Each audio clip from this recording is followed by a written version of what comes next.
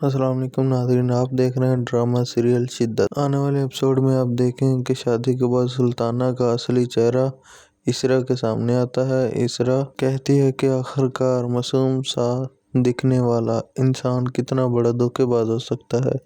جہاں شادی کے بعد سلطان کے بہت سارے افیئر اسرا کے سامنے آتے ہیں اور وہ وہیں پر اسرا کو بہت بری طرح سے ٹارچر کر رہا ہے کہ وہ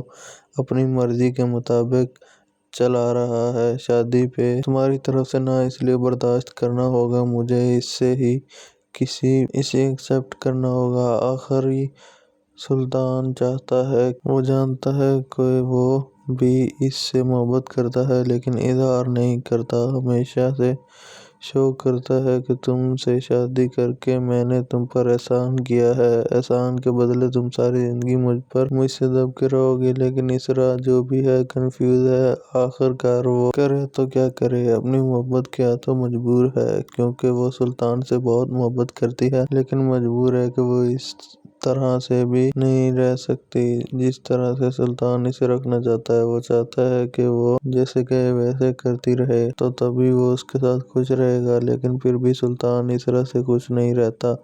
اسرا بہت کچھ برداشت کرتی ہے، ایسا کیا کروں کہ سلطان خوش ہو جائے، لیکن سلطان کو تو اسرا کی قدر نہیں ہے۔ ایسا ہی لگتا ہے کہ پھر بھی کسی طرح سے سیلفش اپنے مقصد حاصل کرنے والی لڑکی، اور اسے کس طرح سے اس کے ساتھ بھی سلوک کرے گا، جو اس نے اس کے ساتھ کی ہے اسے ویسے ہی ٹریٹ کرتا ہے۔ لیکن وہ سب بہت ناانصافی ہے جہاں پہ سلطان جس کے افیئرز بھی سامنے آ جاتے ہیں وہ پھر بھی اس کی گرل فرینڈ کے ایسے جب ڈانٹا کرے گی تو بہت حیران ہوگی کہ آخر سلطان اس طرح کا شخص ہو سکتا ہے۔ میں نے تو کبھی نہیں سوچا تھا کہ اس کے اتنی لڑکیوں کے ساتھ افیئر ہوں گے، اور وہ ان سے آج بھی ملتا ہے، شادی کے بعد بھی جب ان لڑکیوں سے ملتا ہے، ان کو گھر لے کر آتا ہے تو بہت حیران ہوتی ہے۔ وہ رو رو کے گھر جانے کی دھمکی دیتی ہے، تبھی وہ اسے کہتا ہے کہ اگر تم اس کمرے سے باہر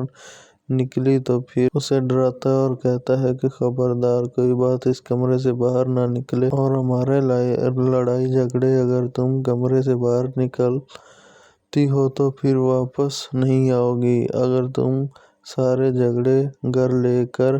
گئی تو تم واپس کبھی نہیں آ پاؤ گی۔